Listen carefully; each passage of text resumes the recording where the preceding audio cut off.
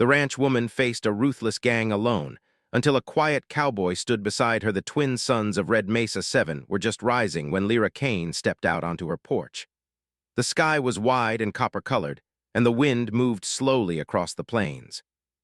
In the distance, rows of wind turbines turned with a soft hum. Robotic cattle grazed calmly inside energy fences, their metal hides shining under the early light. The ranch was quiet, but Lyra knew that quiet never lasted long on a frontier world.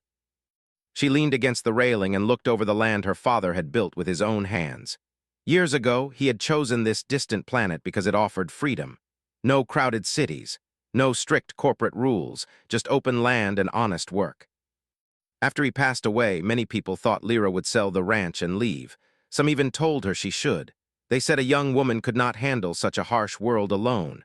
They were wrong. Lyra had learned every system on the ranch. She could repair broken fence generators, reprogram cattle trackers, and pilot a cargo speeder through a dust storm. She woke before the suns rose and slept only when her work was done. Her hands were often covered in grease, and her boots were always dusty, but she carried herself with quiet pride. That morning, her wrist communicator beeped softly. A message flashed from a nearby rancher named Tomas. His voice came through the speaker, low and worried. "They came to my place yesterday," he said. "The Iron Vultures, they want a share of my water reserves, said they're offering protection." Lyra's jaw tightened. She had heard the name before. The Iron Vultures were a roaming gang that moved between outer colonies. They traveled on armored hover bikes and small warships, taking what they wanted without open battle. They pressured settlers slowly, making them feel isolated and afraid. "What did you tell them?" Lyra asked. "I said I'd think about it," Tomas replied. "Lyra, they're moving closer to your side of the plains." The message ended, and the wind felt colder than before. Lyra spent the rest of the morning checking her security systems. She walked along the outer fence line, scanning for weak points. She tested the defense drones stored in the barn. Most of them were old but reliable. Her father had believed in preparing for the worst, even during peaceful years. By midday, dust rose on the horizon. 3 hover bikes approached slowly, their engines humming in a low, steady rhythm. Lyra stood at the ranch gate, shoulders straight, her plasma rifle resting calmly in her hands. She did not aim it, not yet. The riders stopped several meters away. Their armor was dark gray, marked with a simple emblem of a metal bird. The leader removed his helmet. He looked polite at first glance, almost friendly, but his eyes were sharp and calculating. "Miss Kane," he said smoothly, "we've heard good things about your ranch." "Strong water supply, reliable energy grid." Lyra did not answer. "We're offering protection," he continued. "This region has become unstable. For a fair trade, we ensure your safety." "And what do you want?" Lyra asked. "Only 20% of your water reserves." "A small price for peace." The wind carried silence between them. Lyra thought about her father, about long nights fixing broken pipes, about planting crops in soil that barely cooperated. 20% was not small, it was survival. "No," she said firmly. The leader tilted his head slightly. "You may wish to reconsider." "My answer is no." For a moment, nothing moved except the turbines behind her. Then the leader gave a thin smile. "We'll return," he said. The hover bikes turned and vanished in a cloud of dust. That night, Lyra sat alone at her kitchen table. The lights flickered softly from solar power stored during the day. She studied maps of the surrounding land, calculating possible entry points if the gang decided to attack. She knew help from the central colony would take weeks to arrive. Out here, settlers relied on themselves. She felt fear, but she did not let it control her. The next morning, as she repaired a broken irrigation pipe, she heard the sound of an old transport speeder approaching. It was not loud like the gang's machines. It sounded steady, worn, but dependable. A man stepped out when the speeder stopped near the barn. He wore a long desert coat, faded from years under different suns. His boots were dusty, and his hat shaded calm, thoughtful eyes. He looked like someone who had traveled far and seen many worlds. "Morning," he said quietly. "Name S. Rowan Hale, I'm looking for work." Lyra studied him carefully. Strangers did not often arrive without reason. "What kind of work?" she asked. "Repairs, livestock handling." "Security systems if you need it."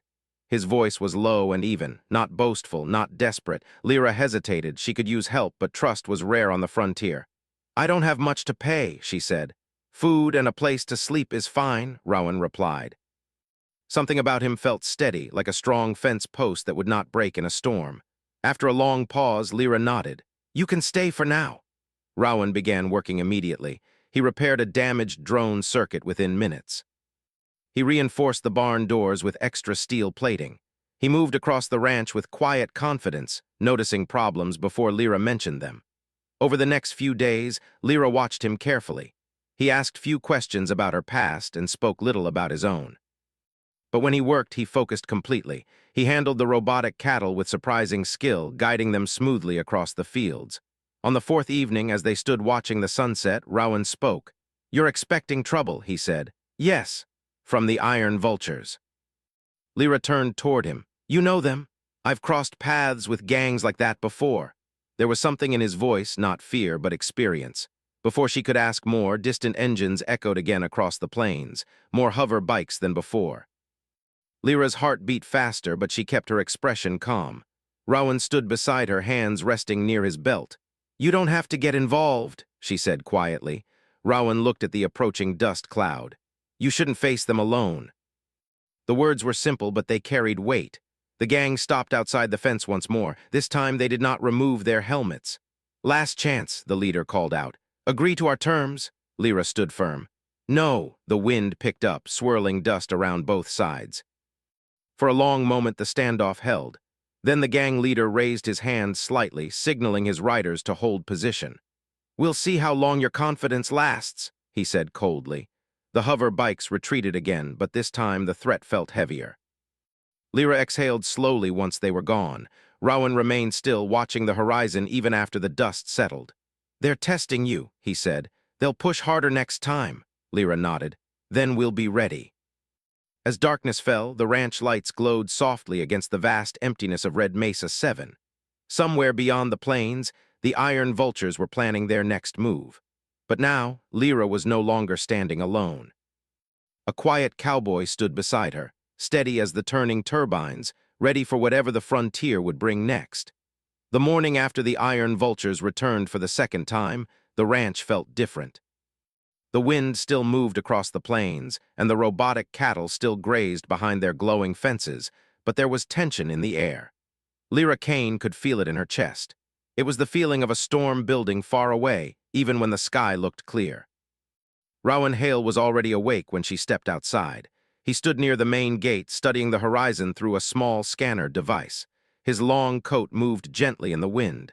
"They won't wait long," he said without turning. "They're trying to make you nervous. Trying to make you think you can't survive alone." Lyra crossed her arms. "I've survived worse than this." "I believe you," Rowan replied calmly, "but they won't come just to talk next time." Lyra knew he was right. Over the next few days, strange problems began to appear. A supply drone from the central colony never arrived. Another one was found crashed several kilometers away, its cargo missing. The communications signal became weaker at night, as if someone was interfering with it. The iron vultures were tightening their grip. Lyra spent hours inside the control room, adjusting signal frequencies and reinforcing digital security. Rowan worked outside, checking fence lines and placing small motion sensors near rocky hills that surrounded the ranch. He moved with quiet focus. He never rushed. He never panicked. When something broke, he fixed it. When something seemed wrong, he studied it carefully before speaking. On the third evening of tension, Lyra finally asked the question that had been resting in her mind. "You said you've crossed paths with gangs like them before," she said as they sat near the barn, sharing a simple meal. "What does that mean?" Rowan was silent for a long moment. The twin suns had already set, and the sky above them was filled with stars. "I used to work as a frontier marshal," he said quietly. "My job was to protect small colonies from groups like the Iron Vultures." Lyra looked at him with surprise. "A law officer," he nodded slightly, "a long time ago." "What happened?" Rowan stared at the ground. "I made mistakes, trusted the wrong information. A colony I was assigned to protect suffered because I wasn't prepared. I left the service after that." His voice did not shake, but there was weight in it. Lyra did not judge him. She understood what it meant to carry responsibility. "You're here now," she said simply. "That counts for something." Rowan looked at her, surprised by her calm acceptance. The next morning, the ranch alarm sounded before sunrise. Lyra rushed to the control panel while Rowan grabbed a pulse rifle from the storage locker. A red signal flashed on the outer fence line. "Power grid disturbance," Lyra said quickly. "Sector 3. They jumped into a small utility speeder and raced toward the western boundary. As they approached, they saw sparks flying from the fence generator. Two shadowy figures were crouched near the base, trying to disable it. Iron Vulture scouts. Rowan slowed the speeder and signaled Lyra to stay behind cover. He stepped forward calmly and called out, "Step away from the generator." The figures turned and fired small energy shots in response. Rowan moved quickly but with control, taking cover behind a rock formation. Lyra activated one of the defense drones overhead. It swooped down, projecting bright lights that forced the scouts to retreat. Within minutes, the scouts fled on light hover bikes, disappearing into the rocky hills. The fence generator was damaged but not destroyed. "They're testing your defenses," Rowan said as he repaired the wiring. "Seeing how fast you respond." Lyra nodded. "Then we'll respond faster next time." Word of the attempted sabotage spread across nearby ranches. Some settlers sent short messages of concern. Others remained silent, too afraid to become involved. That afternoon, Lyra made a decision. She recorded a message and transmitted it to every ranch within signal range. "We can't face them one by one," she said firmly. "If we stand alone, they will pick us apart. But if we stand together, they lose control." It was a risk. Some might ignore her. Some might report her message to the gang. By evening, a reply came from Tomas, then another from an older rancher named Alara. Slowly, small signals of support began to arrive. Rowan watched this with quiet approval. "You're building something stronger than fences," he said. "You're building unity." But the Iron Vultures were not blind. 2 days later, a larger group of hover bikes appeared on the horizon. They did not approach directly this time. Instead, they circled at a distance, watching. "They know about your message," Rowan said. "They want to scare the others." That night, supply lines to 3 nearby ranches were cut completely. Without access to water filtration parts, those ranches would struggle within days. Lyra paced inside the control room, anger rising inside her. "They're punishing them for listening to me," she said. "They're trying to make you feel responsible," Rowan replied. "That's how control works." For a moment, Lyra felt doubt creep into her thoughts. What if she had made things worse? Rowan stepped beside her. "Leadership isn't easy," he said calmly, "but fear spreads faster when no one stands up." His words steadied her. Together, they created a plan. Instead of waiting for the gang to isolate each ranch, they would form small patrol groups. Settlers would monitor trade routes in shifts. Drones from different ranches would share surveillance data. Within days, communication between settlers grew stronger. The Iron Vultures responded with a direct move. Late one afternoon, while the sky burned orange, a small armored vehicle drove straight toward Lyra's ranch gate. Behind it, 5 hover bikes followed. Lyra stood ready this time, not alone but with Rowan beside her and 2 neighboring ranchers positioned behind cover. The gang leader removed his helmet once again. "You're stirring trouble," he said calmly. "You're turning settlers against us." "We're protecting our homes," Lyra answered firmly. "You don't have the strength." Rowan stepped slightly forward, his presence steady but not aggressive. "You underestimate them," he said. The leader's eyes narrowed slightly. "I know you," he said to Rowan. "Frontier Marshal." "Thought you disappeared." Rowan did not deny it. "Not disappeared, just waiting." For a moment, silence filled the space between them.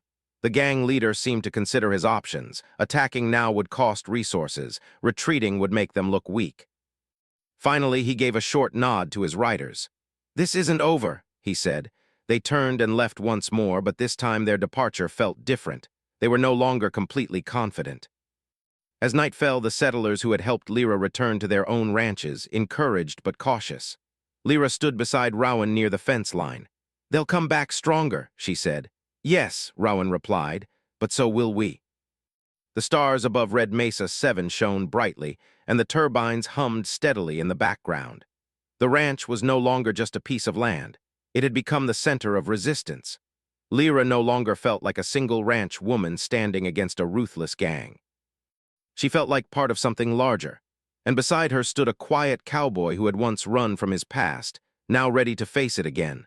The days after the confrontation at the ranch gate felt heavier than before. The Iron Vultures had retreated, but their silence made everyone uneasy. On Red Mesa 7, quiet moments often meant that something bigger was coming. Lyra Kane stood on the roof of the barn early one morning, scanning the wide plains through her binocular visor. The twin suns were rising slowly, casting long shadows across the land. Dust moved like waves over the copper-colored ground. Everything looked calm, but she knew calm could be deceiving. Below her, Rowan Hale worked on a small defense drone. He adjusted wires carefully, his movements slow and precise. Over the past weeks, the ranch had changed. Extra sensors covered the hills. Energy shields reinforced important areas. Neighboring ranchers visited more often, bringing supplies and sharing information. The colony was learning to stand together. Still, tension lingered. "They're too quiet," Lyra said as she climbed down from the roof. Rowan nodded slightly. "A gang like that doesn't give up easily. They're planning something bigger." Later that day, Tomas arrived with two other settlers. They gathered inside the ranch's control room around a holographic map of the region. Small blinking lights showed ranch locations, patrol routes, and recent sightings of Iron Vulture scouts. "We've seen more ships near the canyon," Tomas said. "Not attacking yet, just watching." "They're gathering strength," Rowan said calmly. The room grew quiet as everyone understood what that meant. "We can't wait for them to strike first," Lyra said. "We need to be ready." Together, they created a plan. Ranchers would form small defense teams, each responsible for protecting nearby areas. Communication channels would stay open at all times. Supply drones would travel in groups instead of alone. The settlers left with renewed determination, but Lyra knew that courage alone would not be enough. That evening, she found Rowan sitting outside near the fence line, staring at the horizon. "You're thinking about something," she said. He nodded. "The gang leader recognized me." "That changes things. You think they'll target you?" "Maybe," he said, "or maybe they'll try to use my past against us." Lyra sat beside him. "You're not alone anymore." Rowan looked at her, surprised again by her steady confidence. The next morning, alarms sounded across multiple ranches at once. Lyra rushed to the control panel. Several red signals appeared across the map. "They're attacking the trade route," she said. Hover bikes raced along the main supply path, forcing transport drones to retreat. At the same time, small drones approached from the north, targeting communication towers. "They're trying to divide us," Rowan said. "Cut communication, stop supplies, isolate everyone." Lyra activated the shared channel. "All ranches stay connected." Defense teams moved to assigned positions. Her voice remained calm even as her heart raced. She jumped into her speeder while Rowan climbed into the passenger seat. They drove toward the nearest communication tower, dust rising behind them like a trail of smoke. As they arrived, two Iron Vulture drones descended from the sky. Rowan fired carefully, disabling one without destroying the tower. Lyra guided a defense drone to intercept the second. The battle was fast but controlled. Within minutes, the attackers retreated. "That was only a test," Rowan said. Lyra knew he was right. By midday, reports came from other ranches. Small attacks everywhere, but no full assault yet. The Iron Vultures were measuring response times, searching for weaknesses. That night, settlers gathered at Lyra's ranch for a strategy meeting. The barn filled with voices, determination replacing fear. An older rancher stood up. "We've lived here for years," she said. "We won't let them take our homes." Others nodded in agreement. Rowan watched quietly from the side. He saw something he had not seen in a long time, a community refusing to surrender. After the meeting ended, Lyra walked outside alone. The sky was filled with stars, brighter than any city sky. She felt proud, but also worried. Leadership meant carrying responsibility for everyone's safety. Rowan joined her a few moments later. "You did well," he said. "I hope it's enough," she replied. Before he could answer, a distant rumble echoed across the plains. Both of them turned toward the horizon. Lights appeared, many lights. Armored vehicles moved slowly across the land, surrounded by dozens of hover bikes. Above them, a larger ship hovered like a dark shadow against the stars. "They're coming," Lyra whispered. The Iron Vultures had decided to end the standoff. Alarms sounded across every ranch at once. Defense drones activated. Energy fences glowed brighter as power levels increased. Lyra climbed into her defense craft, a small but fast vehicle equipped with shields and targeting systems. Rowan remained on the ground, coordinating defense teams through the shared channel. "Stay together," he told them calmly. "Protect each other. No one fights alone." The battle began with a wave of drones rushing forward. Settlers responded with coordinated fire, forcing many attackers to retreat. Lyra guided her craft through the sky, drawing enemy attention away from weaker positions. Dust filled the air as armored vehicles pushed toward the ranch perimeter. Hidden traps activated, slowing their advance. Energy nets rose from the ground, trapping several hover bikes. Despite being outnumbered, the settlers fought with determination. Rowan moved from position to position, helping wherever needed. He spoke calmly, guiding inexperienced fighters and encouraging those who felt overwhelmed. At one point, the gang leader stepped forward, watching the resistance with growing frustration. He had expected fear, but instead he found unity. Rowan walked toward him slowly, stopping at a safe distance. "This ends tonight," Rowan said quietly. The leader studied him. "You think you've changed anything? They're just farmers." "They're more than that," Rowan replied. "They're people protecting their home." The battle continued until sunset painted the sky deep orange. Slowly, the iron vultures realized they were losing control. Reinforcements from neighboring settlements arrived unexpectedly, tipping the balance. The gang leader signaled retreat. Hover bikes turned and fled. Armored vehicles pulled back. The large ship lifted into the sky and disappeared into the clouds. Silence fell across the plains. Lyra landed her craft and stepped out, exhausted but relieved. Settlers emerged from cover, cheering softly, disbelief mixing with joy. They had survived. As night returned, Lyra stood beside Rowan near the ranch gate. "They'll be back someday," she said. "Maybe," Rowan replied, "but now they know you're not easy targets." Lyra smiled slightly. She was no longer just defending a ranch. She was helping protect an entire community. And beside her stood a quiet cowboy who had finally stopped running, ready to face whatever the frontier brought next. The night after the battle felt unreal. Red Mesa 7 was quiet again, but this time the silence did not carry fear. It carried relief. The wind moved gently across the plains, brushing over damaged hover bikes left behind and footprints in the dust. Small repair drones worked through the darkness, fixing fence lines and scanning for hidden threats. Lyra Kane stood near the main gate of her ranch, looking at the horizon where the iron vultures had disappeared. The twin suns had set hours ago, leaving only stars across the sky. For the first time in many days, her breathing felt steady. They had won. But she knew victory did not mean the end. Behind her, settlers moved between buildings, helping each other. Tomas and Alara were inspecting damaged supply crates. Young ranch hands carried spare parts. No one complained. No one argued. The colony felt different now, stronger. Rowan Hale walked up beside her quietly, his long coat moving in the cool night air. "You should rest," he said. Lyra gave a small smile. "You first." He nodded slightly but did not leave. His eyes scanned the plains out of habit. The iron vultures had retreated quickly once reinforcements arrived from neighboring settlements. Word of the resistance had traveled faster than the gang expected. When the larger colony defense ships appeared in the distance, the gang leader understood he had lost control. By morning, scouts confirmed that the iron vultures had broken formation. Some of their smaller groups were already leaving the sector. Without fear to guide them, their influence was fading. Still, the ranch showed signs of the fight. One section of the outer fence had collapsed. A storage building carried burn marks from drone fire. Several defense drones were beyond repair. Lyra gathered the settlers near the barn at sunrise. "We rebuild together," she said clearly. "No one works alone. No ranch stands alone." The words felt natural now. She was no longer simply protecting her own land. She was helping shape the future of the entire region. Work began immediately. Rowan took charge of repairing the damaged fence systems. He worked side by side with younger settlers, showing them how to reinforce generators properly. He did not act like a former marshal giving orders. He simply shared knowledge. Lyra noticed that people listened to him. Not because he demanded attention, but because he earned respect through action. By midday, supply drones from the central colony finally arrived. Officials had heard about the conflict and promised to increase patrols in the outer sectors. It would not solve every problem, but it was a start. As repairs continued, Tomas approached Lyra with a thoughtful expression. "You changed something here," he said.